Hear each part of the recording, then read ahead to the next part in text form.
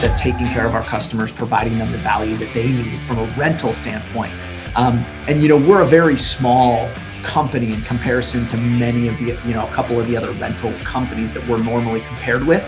But I think that that's a good thing for us. It allows us to bring value. And so early 2023, we had I didn't even realize this. We had 26 or 27 employees in 2023.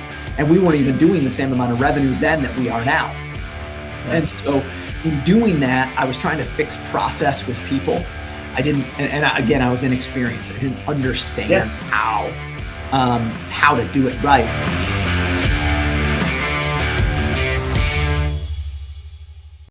Hey guys, welcome to another episode of the Real CFO Project. I'm excited today because we're joined with Jordan Goodfellow. Jordan owns Gig Rent, but his story is remarkable and a testament to adversity, overcoming that, and actually using some of the things that we might see as failures early on in our careers or our business life or our struggle to really turn it into what our dreams are and what we're actually built and made to do. So with that being said, Jordan, welcome to the show, man. Thanks, man. Happy to be here. Appreciate the time and the opportunity. Yeah. So we were talking a little bit beforehand, just kind of a 30,000 foot view of what it is you do, but more importantly, like where you came from, the path to get to where you are now. I think you're a $6 million business, a couple locations, 15, 20 employees. And that's amazing. That's a successful small business, right? And a lot of our listeners are aspiring to do that. So just kind of share your journey with us, if you would. Well, it's been sometimes it's hard to believe it's been 26 and a half, almost 27 years now that I've been doing either some sort of AV production, providing, whether it's entertainment or, equipment or, some sort of service to do the AV. I started back with a nonprofit as an intern in 1999 and 2000. And then through that process, decided that I wanted to go on the road and I started touring. And then from there, I spent roughly the better part of the next 15 years up until 2015 doing rock and roll touring. So I really lived two lives. The first 15 years was the touring, rock and roll. Had the privilege of setting foot in over 60 countries around the world, doing tiny, small little shows all the way to huge 60, 80,000 person stadium shows all around the world. Worked with some of the biggest bands that have ever lived on the face of the planet. Just had a huge amount of opportunity, and then transitioned out of that when being on the road for 200 days a year became a little bit more than my wife and family were able to take on or handle anymore, and transitioned into the corporate AV world. And that was 2015. I had some debts that were owed to me by a company, which was actually the company I had started with originally.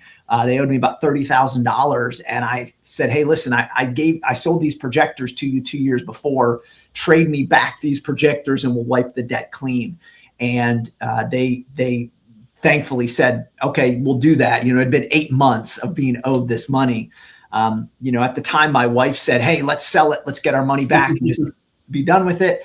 And I paused. I said, well, let's hold on for a second. Let's take this sucker out for a spin and see what it can do. And that's where we started renting equipment. 2015 is when we really started working out of my garage. Gear coming and going. Of course, I'm on the road at times doing corporate shows, and then, people are renting gear while my wife is at the house, pulling projectors out of the garage when the truck shows up to pick them up to take them to a show. And she's calling me like, what has to go and what's supposed to happen? And what do we, and I'm on show site trying to do stuff at the same time. And so for the next 3 years or so, that was how it went.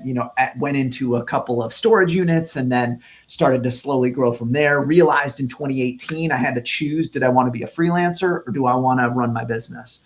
And that was a very hard transition for me. Had a show that The customer really noticed my lack of focus because I was trying to be a freelancer and be an owner at the same time. And they came to me and were like, hey, are you here? Are you doing, are you able to do this? And I did it, but I didn't do it as well as I could have. And that was a very big learning for me.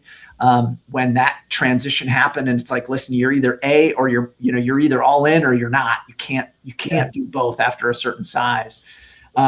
So that transitioned me into really owning the business, much less freelance work. And then from there, our first location towards the end of 2019, moving into 2020, which was supposed to be the biggest year in the history of the company. And then it turned into a big fat nothing burger because in 2020, the pandemic happened. We had actually spent a ton of marketing dollars on a big event that we were doing, all that stuff. And then 3 days later, the country shut down and everybody was like, put the brakes on. So then, of course, the next 2.5 years were like, crap, what's going to happen? What are we going to do? I run an AV business that centers around people getting together. And we had no idea what was going to happen. We didn't jump into the whole virtual thing fast enough to catch and capture that. So we were still doing other installations and things of that nature, limped our way through over the course of the next few years. And then 2022, like heavens opened up in April. And I actually don't even remember the year of 2022. I remember one show that I did in Washington, D.C. that was a big show in August. And other than that, like 2022 was a blur for me. So since April of 2022, we've been growing pretty consistently, 15% to 18% a year up until last year.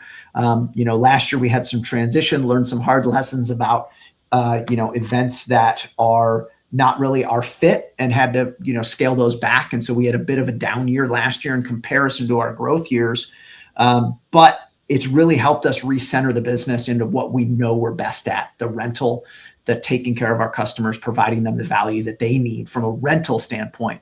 And we're a very small company in comparison to many of the, a couple of the other rental companies that we're normally compared with. But I think that that's a good thing for us. It allows us to bring value that others can't at a speed that they're unable to. So right now we have 2 locations, Orlando and Denver, 16 employees, as you mentioned. And we're working to this year actually be the most profitable we've ever been. That is my goal this year, is for us to be the most profitable we've ever been. And also grow our business 15, 20, or 30%. I have my stretch goal. That is the 80% growth.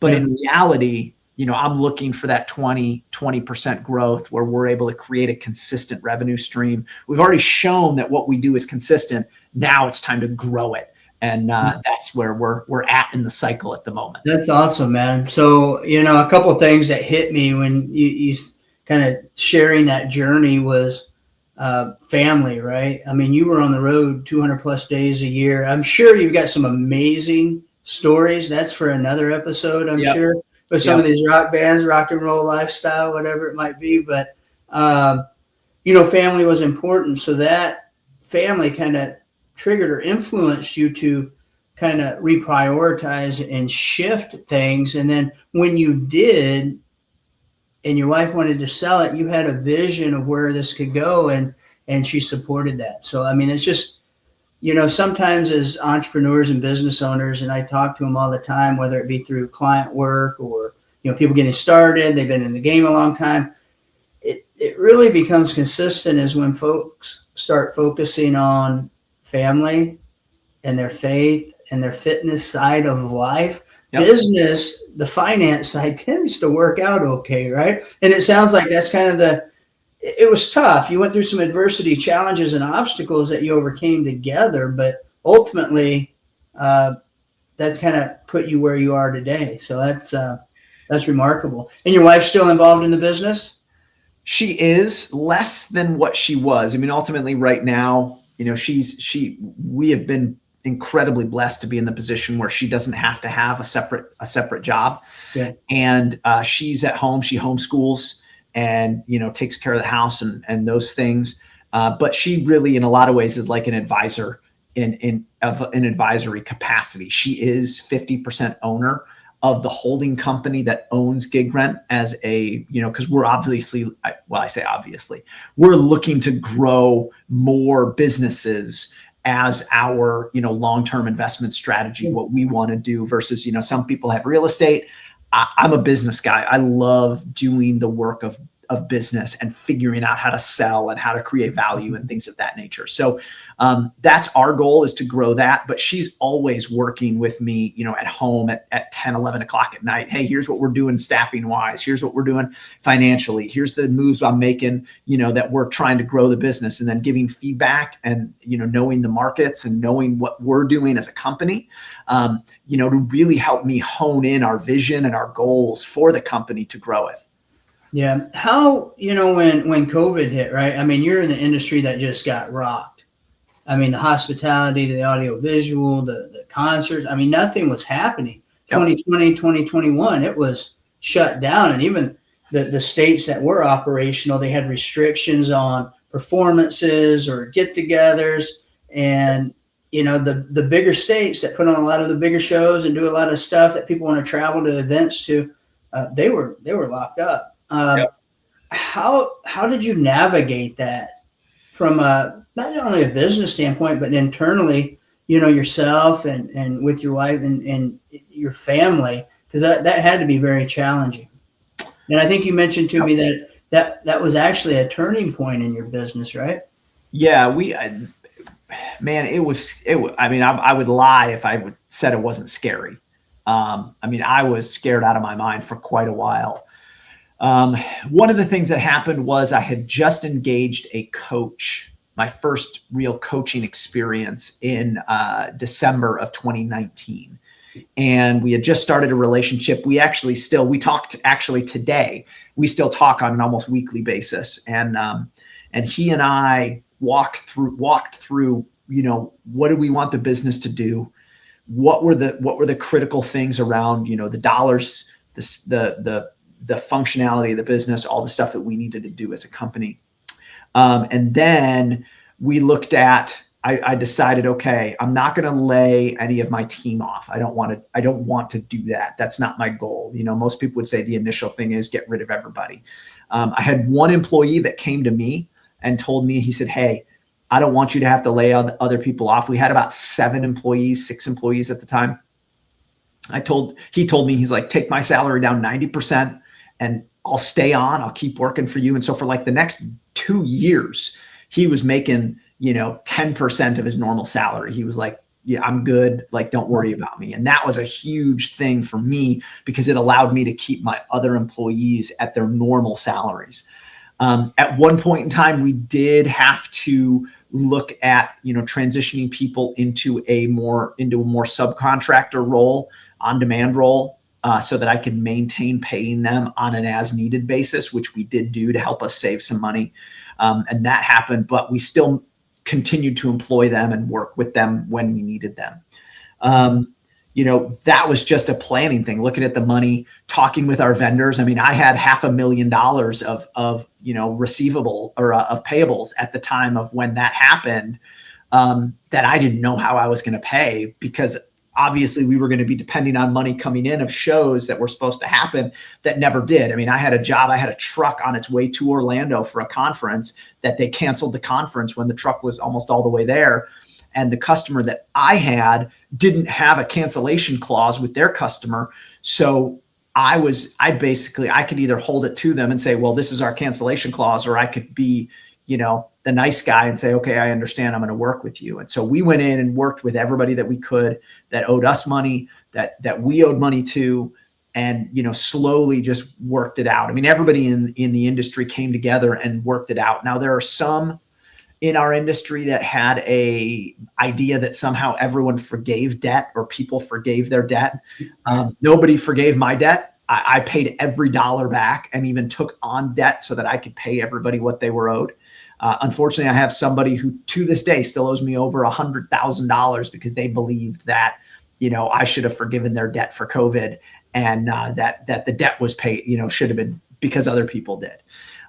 So that was a really, really tough time. But ultimately, as a company, we worked together. I sold equipment. We got scrappy. We started doing installations. We started doing things that were a little bit out of our wheelhouse per se. But they still were close enough that we could do it. And by the grace of God, I had purchased a ton of LED a while before this that was supposed to go into an install that never happened. And I had all this LED sitting on the floor ready to go. And I was able to sell it at about a 30% markup during 2020 and 2021. And that was, a couple $100,000 that helped the business stay afloat during that time as well. So, liquidating inventory, just finding anything and everything that we could get our hands on to do, no matter what it was, to work and, keep the business afloat. Yeah, so it sounds like it kind of really forced you to pull back a little bit and focus on the business and get a little more strategic, because before it was just like work, but now you had to pull back and survive mode, right? How do we do this? How do we get through this obstacle? We pulled back. I was still doing a lot of work. I mean, but you were thinking differently, right? It wasn't just going to work doing things. You said, in order to survive, we got to keep doing that and get strategic. You didn't fold. Yeah. Oh yeah, absolutely. Never. The only way you fail is if you give up. Right. And we're not giving up. So, and I've got, 50, 60 years of life left in me. So until I get to that point, and God takes me home, that's about all the failure I can take is when he decides to take me and I'm not here anymore. So. No, that's awesome. So, I mean, you said you had some goals. You want to go 15, 20%. That big, hairy, audacious goal or whatever is 80%. More locations, more. We're just right now. It's just going deep in where you're at. Right now, for me, it's strictly revenue. Eventually, I mean, I have a giant vision for what we are, going to become in the next 10 years. And that's a big becoming a managed service provider for the AV industry. And that to me is 8 to 10 locations of 200 to 300,000 square foot warehouses around the country where we are managing the inventories for 70 or 80 different companies. That's a vision that I have right now. This year, the goal is to grow revenue based on the 2 locations we have. I've figured out about where the numbers are to open another location, and we're not at the dollars yet where we could even consider opening a 3rd location and be profitable. It's actually much more difficult to be profitable. I opened up the Orlando office because we moved here in 2021 because I was really not. I was sick and tired of Colorado and not being able to do any events. And so we decided, all right, let's move to Orlando and look at what we can do. We kept the office open. I wasn't planning on opening an Orlando office in 21, but demand just started. I was back to storage units in Orlando in 2021, doing storage units. And in 2022, in April, we moved into our location where I am right now. And we just scrappy, man, just trying to figure it out. What are we going to do? How are we going to do it? What are we going to do? How are we going to do it? Each and every day. Is most of your business, is it within a certain geographical area, or can you work all over the country? We work all over the US. I focus on trying to get as much business in the local areas as possible. That is definitely a focus right now. But our goal is to grow revenue and capture more of the business coming into the areas where we already are, or renting to the customers that where we are, so they take that equipment out with them to wherever they go, versus us being responsible for it all. We have a couple of our main customers that take us anywhere they go, because they trust us and we work together, and we have a really great partnership together where we provide LED services for them. So we're building giant, builds of LED walls, hundreds and thousands of LED panels that are, that are being deployed, ground supported, flown for corporate events and AV and anything else that people need. But beyond that, for the most part, my goal this year is just to grow revenue as much as we can. And then actually, like I said, be as profitable as we've ever been, so that we can begin to reinvest. I made the mistake in 2022 when things got hot and heavy and we're going crazy to hire too many people. And so early 2023, we had I didn't even realize this. We had 26 or 27 employees in 2023. And we weren't even doing the same amount of revenue then that we are now. Yeah. And so in doing that, I was trying to fix process with people. I didn't, and again, I was inexperienced. I didn't understand how to do it right. And so we're back down to 16. I mean, that's 10 less people that are, that are honestly killing the overhead. And so because of that pullback, I'm finally looking at the P&L saying, wow, I might actually be able to be profitable this year. Because in the last few years, I buy so much gear because we're constantly looking for what customers need. So I'm now looking, saying, okay, this has to be a profitable business because my goal is not to sell it. I'm not trying to make it into this thing that's sellable to private equity or whatever. I'm actually not a big fan of private equity, but to create a company that's incredibly valuable to our customers. So that's a trend that, most entrepreneurs and small businesses go through, right? You go through adversity and the dips and everything, and you fight hell to get through it, right? By the pure grace of God, your work ethic and then you survive, and then it's like, man, this is great. Things are good. It's solid.